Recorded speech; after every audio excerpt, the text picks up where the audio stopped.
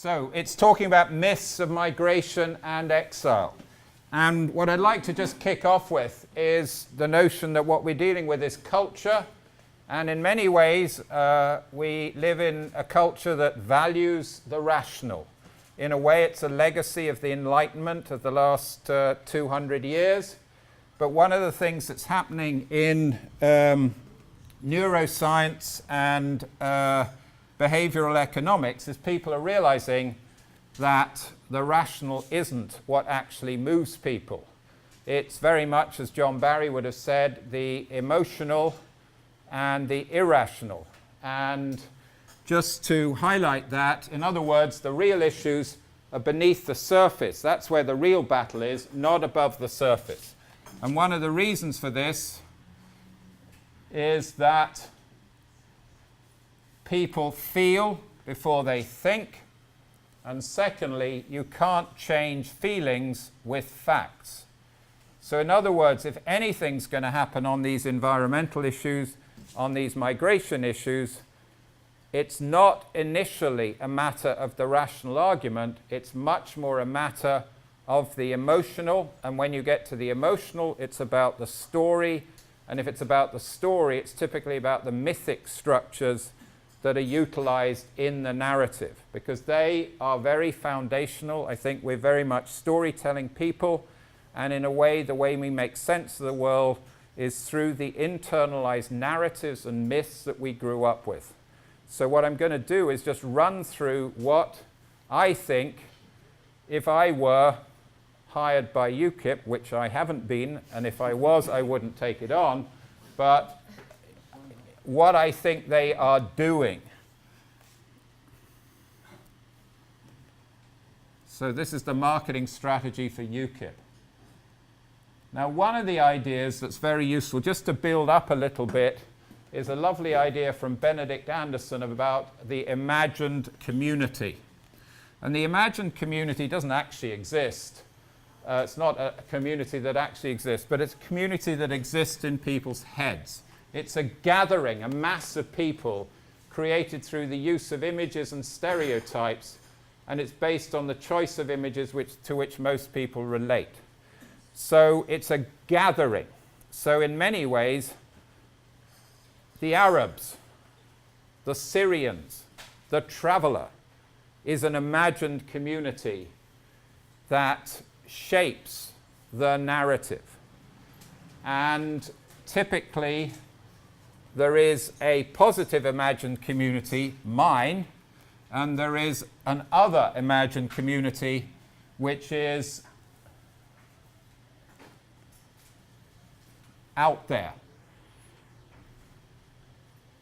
And I tend to judge my community on the best of my people, and I judge the other community on the worst of those. In other words, if there is someone in Syria who happens to be a terrorist, in my imagined community construction, they're all terrorists. They're all going to blow me up. They're all part of ISIS. I don't distinguish. I don't differentiate. It's not a subtle thing. It's an emotional judgment of an other. Now, why this is important is, what can you do about it? Well, the Irish people, what is their foundation myth? Cú Chulainn. What is he? He is a defender of a space. He is a warrior. He is the arch fighter. And by the way, in the world's warrior myths, he is the super hero. He doesn't knock off one or two people. He knocks off 150. He is the supreme fighter. And when it comes to the defense of community, this character was evoked by the Protestants and the Catholics in the North as a means of defending my space against an other, the Catholics, the Prods. And so what you've got is a very, to the extent that Ireland knows its wonderful medieval literary tradition, which is quite unique, quite extraordinarily extensive, the one myth that it is familiar with is this character. And in a way, what's he got to do with modern life? He's everything to do with modern life, because every time a hurling star or a football star or a rugby star go out on the field, it is the Cuchulainn archetype that's essentially being evoked. And today it is the warriors of Connaught against the warriors of Leinster fighting out for the things that are important in the heroic code, which is pride, but also the defense of community. So right in the mythic structure of this country is a warrior tradition to do with the fight against the imagined other. And so what is going on in Ireland around this migrants thing? One suggestion that I think is that I actually think politicians are brilliant at reading not the politically correct agenda, but the real mythic agenda beneath the surface. And I think there's a lot of fear about the migrant. Why? Because it is a fear of invasion. Now, if you put in who are the invaders are imagined community, which we happen to know a few of them were responsible for the atrocities in Brussels airport and the atrocities in Paris. So you've got a grouping of people, this imagined community of Syrians. By the way, most of them, no one really thinks it through, because when it's emotion, you don't really think it through. It's not a rational process. By the way, they're all trained by ISIS. Why would any community want to let them in? And so what you would do on an unconscious level is evoke the heroic warrior to keep them out.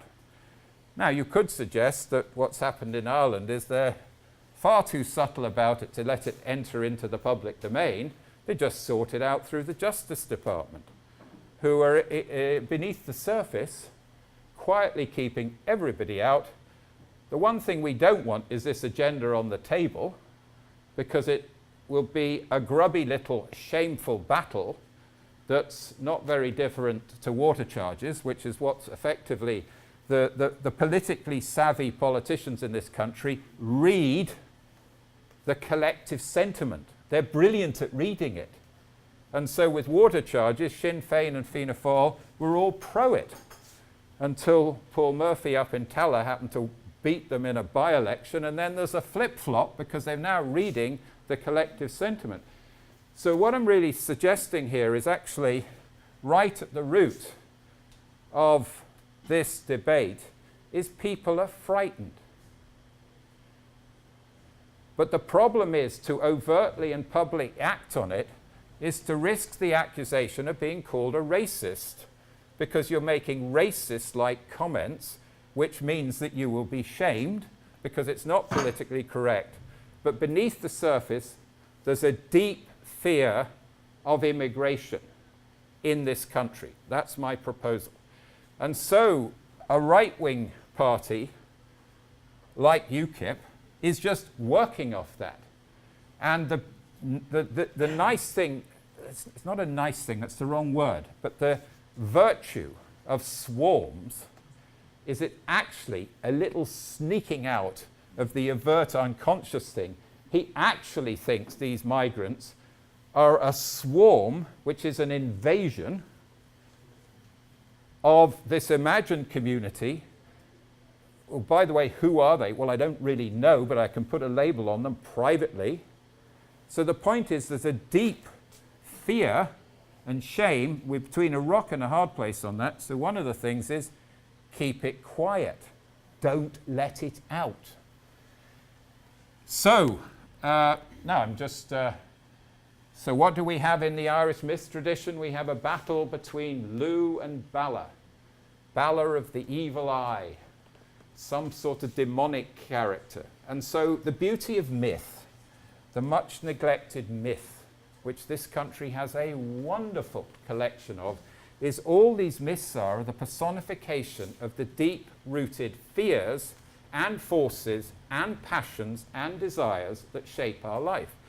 and you come from a psychotherapy background, you'd be very familiar as to the role of dreams. All myths are public articulations of those. So you've got Lu, the sun god, fighting in the second battle of Moitura, Balor of the Evil Eye, an imagined community. So these are very deep-rooted mythic structures.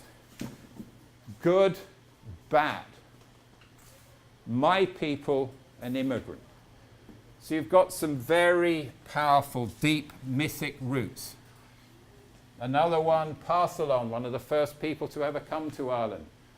And the same, the Fomorians. They're sort of a demonized other community. Now, this isn't on the surface. This myth works with the unconscious. So all I'm doing is naming what I think is going on at a deep emotional level, that actually Europe is very frightened, but because it's so politically correct, it isn't going to say anything about it. Because anyone who does gets another form of labeling, UKIP, Nigel Farage, a racist,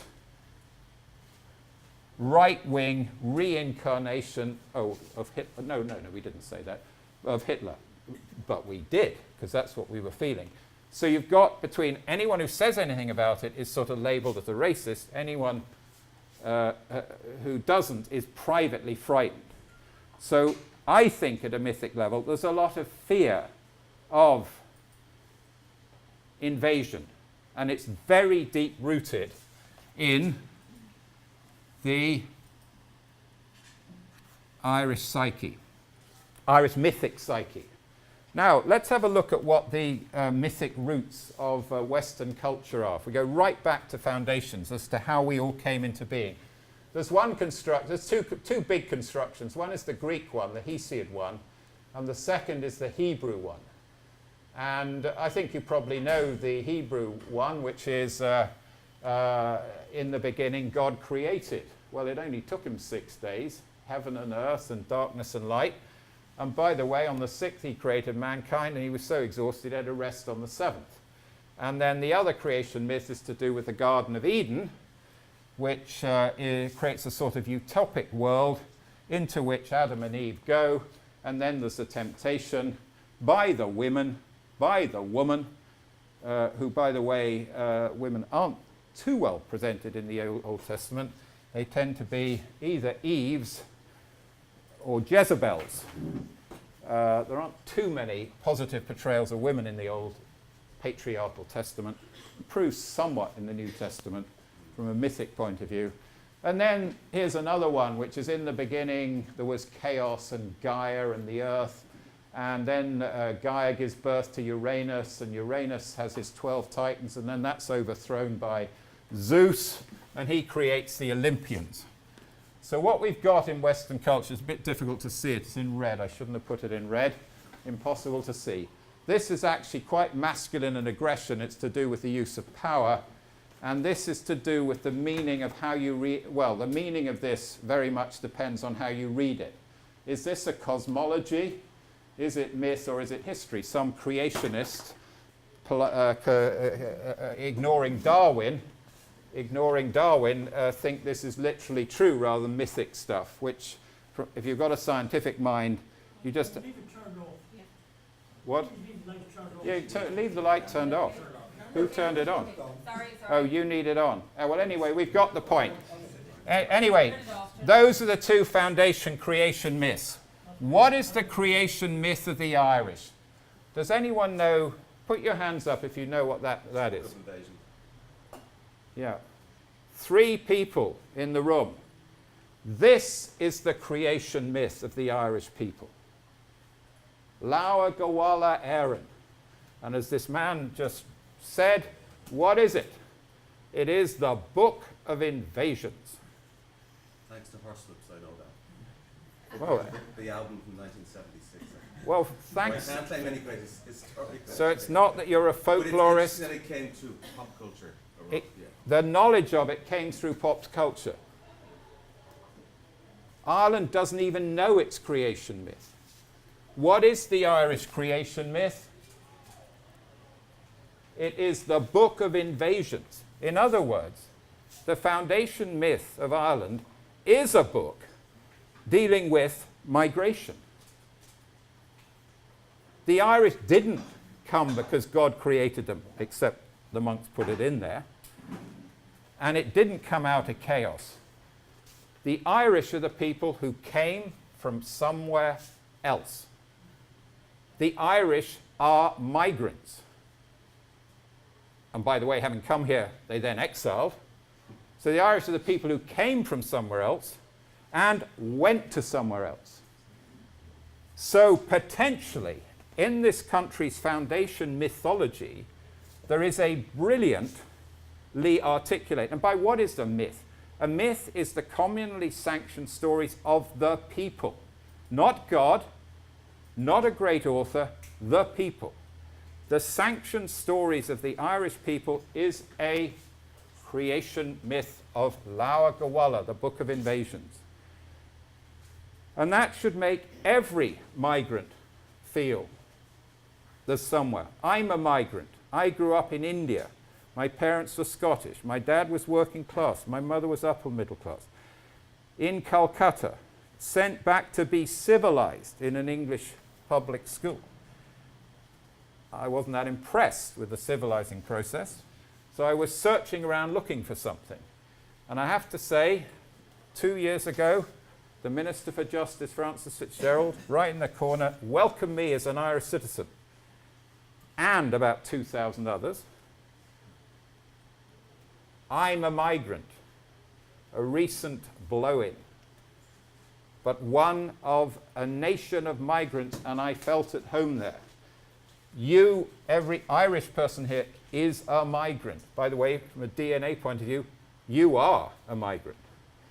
Now, potentially, with all the migrants and exiling, there's a wonderful mythology here that might be, if anyone paid attention, not least the Irish people, to their own mythology, there's a wonderful myth that might be a basis of moving forward and addressing some of the issues that we're faced with in this. So, the Book of Invasions is the foundation text. The Irish foundation myth is a myth of migration. And who is the first person to come to Ireland? Has anyone heard of this lady? This is the first woman to come to Ireland. This is the first person to come to Ireland. She arrives in Ireland with 50 women and 3 men, which sets in place a very foundationally feminine quality to Ireland, not that very masculine thing of Yahweh of the Greek and the Judaic tradition, a feminine tradition. Her journey begins in North Africa, in the Sudan. Has anyone heard of Meroe? An amazing civilization on northern Sudan, which one of our friends here earlier on talked about. A wealthy metropolis. Look at those buildings. This is 800 BCE. This was the center of civilization in northern Sudan. This is where Sessa's story starts. She's obviously would have heard African mythology. She goes up to Egypt. She goes to Babylon and Syria. She's heard all that wonderful cradle of civilization that's now in a sorry state. This is the Syrians, the center of civilization. The Babylonian, the Assyrian Empire, with all these wonderful monuments that ISIS are doing a damn good job trying to blow up. She then picks up Hebrew mythology, Greek mythology, Roman mythology, German mythology, Celtic, well, not Celtic, actually, the mythology of Brittany. Before she arrived, yes, sorry, she did pick up Celtic. She arrives, the first person who arrives in Ireland, Sessa, with her 50 women and 3 men. Wow. It makes the Odyssey, the great foundation myth of Western mythology, look like a trip round a duck pond. All Odysseus did is travel round that. This woman. And who did she bring? The mothers of the world. the mothers of the world, is what she brought to Ireland. Isn't that an extraordinary story? Why does nobody know it? Because in Ireland, the foundation myth is the mothers of the world, not Zeus and the Titans and Uranus and big political battles, the mothers of the world. So you've got a goddess culture, and her mate, Fintan MacBochner, a shamanic culture.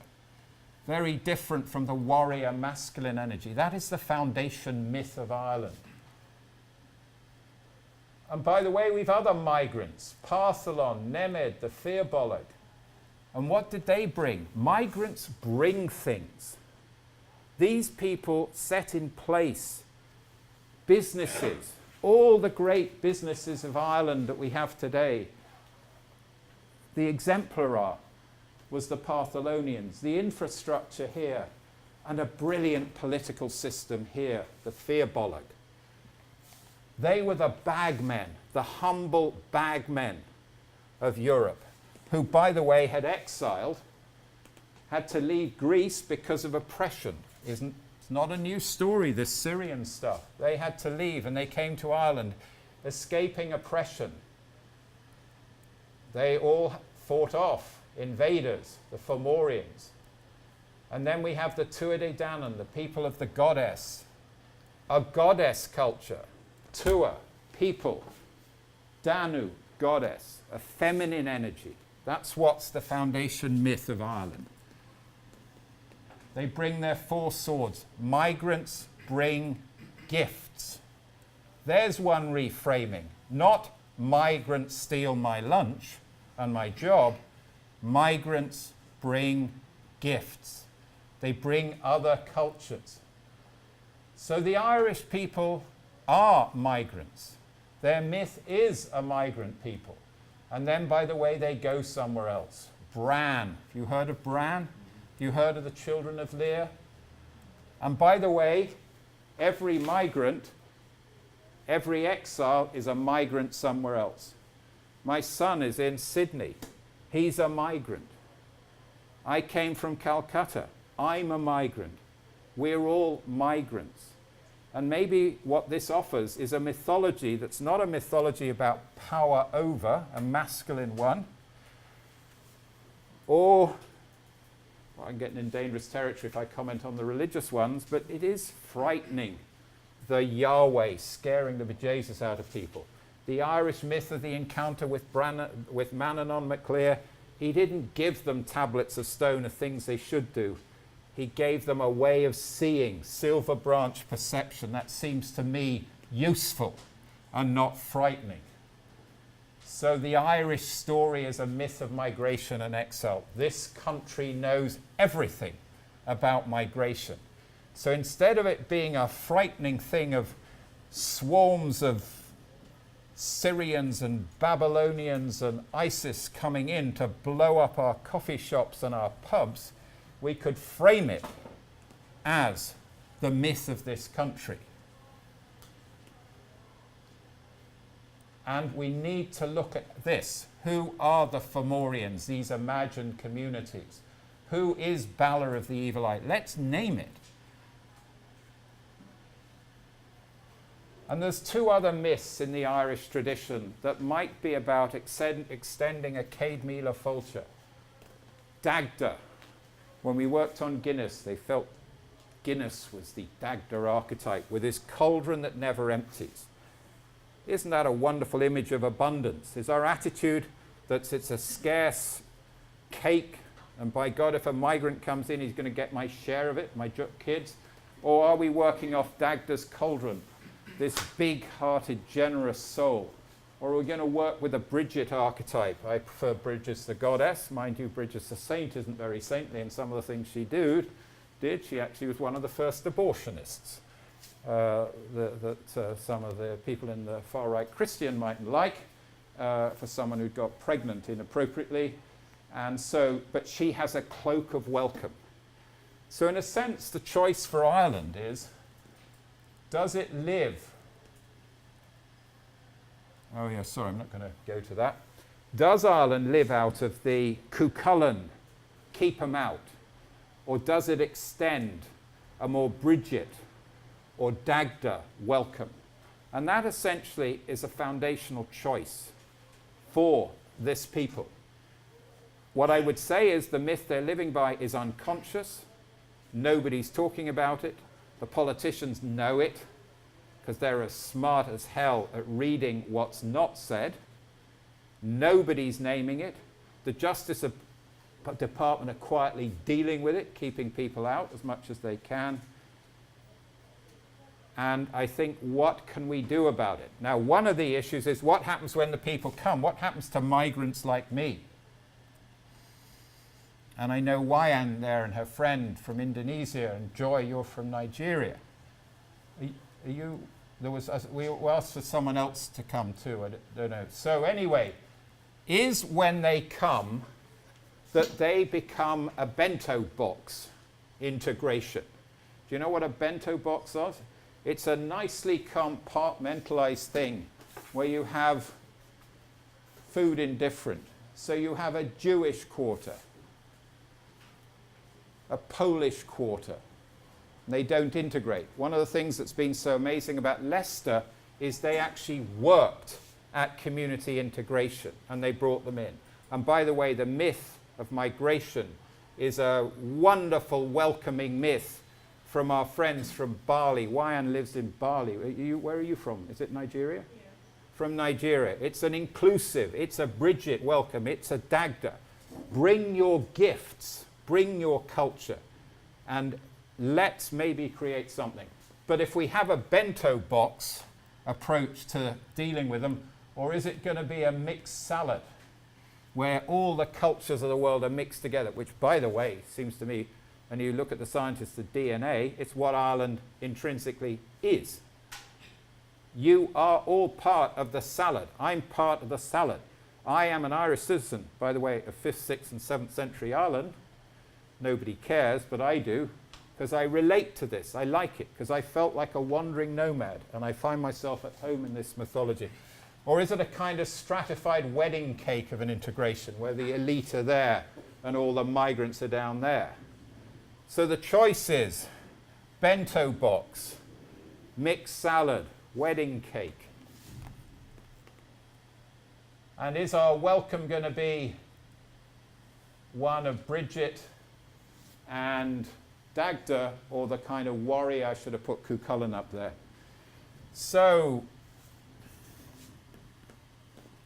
what can we do about it? Very quickly, the myth. We already have a myth. Nobody knows it. But if you go to bardmythologies.com, you can listen to it. These wonderful stories of the Irish Foundation myth. It's already there in these myths. This country has a treasure that it doesn't even do anything with, that nobody even knows the stories. How do you influence ordinary people? The exemplar. You find exemplars and you tell the story. Duncan's done a fantastic job in his publicizing people who are doing great jobs in the environment, because people listen to exemplars. His recent program was a brilliant collection of exemplars around. That changes things more than carbon counts and all this stuff. He's telling the stories of the exemplars. People find that inspiring. I worked with our Terenure rugby community. We transformed it with voluntarism. Now every other rugby club wants to know, how did I do it? How did we do it? Because it wasn't me. All I did was facilitate. How did Terenure do it? Exemplars work. Can we collect the stories of people who are welcoming? And what does Leicester do to welcome people in? What do the Turks do? The Turks are one of these imagined others. But didn't we hear this morning from Barry that they're doing a wonderful job welcoming people? The power of the shocking image. Framing, that's what John talked about. And I've been trying to reframe it and recognizing the framing that UKIP are putting on it. The demon. Let's look the demon in the eye. Demons are frightened. You tell then, your demons are frightened if you don't look at them. But when you look at them, you find they're not as frightening. That's the whole point of psychotherapy. Get it out, look at it. And let's name these imagined others. That we're going to have an invasion from Bali and Nigeria and Poland and ISIS and Syria. Let's name it, and then let's look at the people who are there. Because one of the things that breaks down this Valor of the Evil Eye is when you realize that all Syrians, you actually hear what their stories are. They're teachers, they're shopkeepers, they're lawyers. They're not ISIS recruits. Most of the ISIS recruits seem to come from Sheffield and Paris, more than come from Homs or somewhere. We're all migrants, so there's a great story there. And a micro-narrative. Why did the latest election on marriage equality work? Micro-stories. So you've got a macro story and a micro story. Mary McAleese's son was gay. Big micro story. And finally, the wonderful idea of the Theobolg of Ireland, the fifth province. What does Cuiga mean? 5. But it's also the Irish name for province. Got the 4 provinces, Munster, Leinster, Connaught and Ulster, and it has the 5th province, Tara and Uisneach, a sacred place. The Irish, medieval Irish, did not believe in hierarchy, centralizing logic. They believed in distributed power, shared power, and contained power. So in this mythology, there's an alternate to the hierarchical, linear, centralizing Greco-Roman, Neoplatonic models that are collapsing under their own weight. As Yeats called us, the center cannot hold, mere anarchy is loosed upon the world. Europe's falling apart. It has no unifying myth. What can we do about it? Get on with it in Ireland, with Ireland's own mythology, which is very different from the foundation myths of Greco-Roman Uranus and Zeus and big, powerful men having a big fight as to who's in power. Let's get back to this feminine, shamanic. By the way, don't think they're soft, these Irish goddesses. They're as tough as old boots and very sexy at the same time. There's no problem in the Irish myth tradition between femininity and power. If you're powerful, you don't have to be a bitch. You can be powerful and feminine at the same time, as the Indonesian culture knows, with their wonderful queen stories, and probably Nigeria too.